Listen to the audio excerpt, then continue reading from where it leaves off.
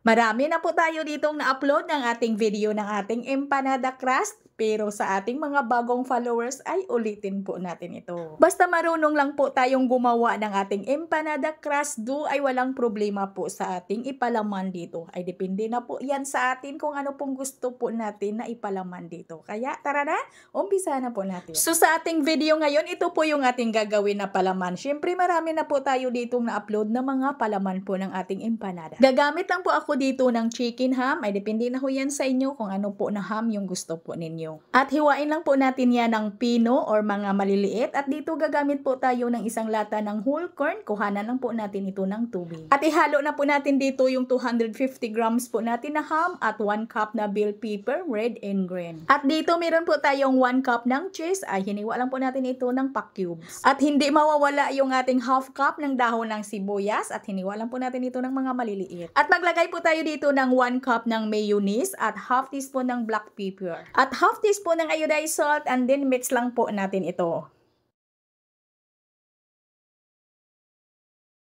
At itabi lang muna natin ito. Dito naman po tayo sa ating crust. At gagamit lang po tayo dito ng 500 grams ng all-purpose flour. At yung ginawa po nating butas dito sa gitna, dito po natin ilagay yung 1 teaspoon ng iodized salt, 2 tablespoon ng ating light brown sugar, at 1 cup na tubig. And then, tunawin muna natin yung ating asukal at asin bago po natin basain yung ating harina. Opo mga ga, ito lang po yung mga ingredients po ng ating crust, pero ito'y napakalutong. Dahil lalagyan natin yan ng 3/4 cup ng margarine, pwede tayong gumamit dito ng shortening at pwede ding butter. Pwedeng butter compound or yung refrigerated margarine. At nang well mix na po yung ating dough, ay transfer lang po natin dito sa ating mesa at masahin lang po natin ito ng mga 5 minutes lang.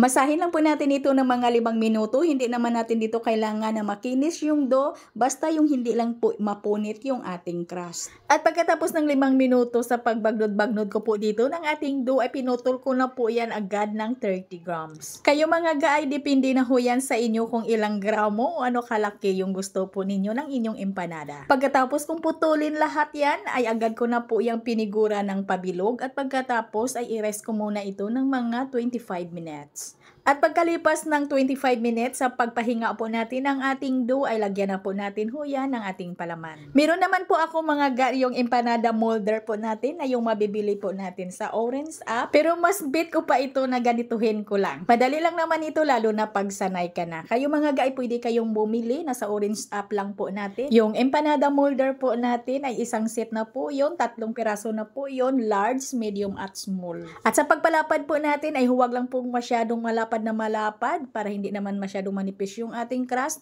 Ay tansyahin nyo lang po yung dami ng inyong palaman na ilagay dito. Dito naglagay lang po ako ng mga 1 kutsara lang po ng ating palaman. At sa pagpalapad po natin ay pwede po tayong magdas dito ng konti lang po talaga na harina para pangtanggal lagkit lang po at para madali din pong laparin. Kunting harina lang po talaga, baka paliguan nyo po yan ng harina yung crust natin ay mahirapan na po tayong magsara, ay bumubukaka na din po yan pag nagluto tayo. At sa pagtupi po natin dito ay kailangan na i-press lang po talaga natin yan ng todo para dikit na dikit talaga yung ating crust nang hindi po siya bumukaka pag nagluto na po tayo. Yung laki ng ating empanada ngayon ay nasa medium sizes po at yung pintahan po natin dito ay kakadepende po yan sa ating costing.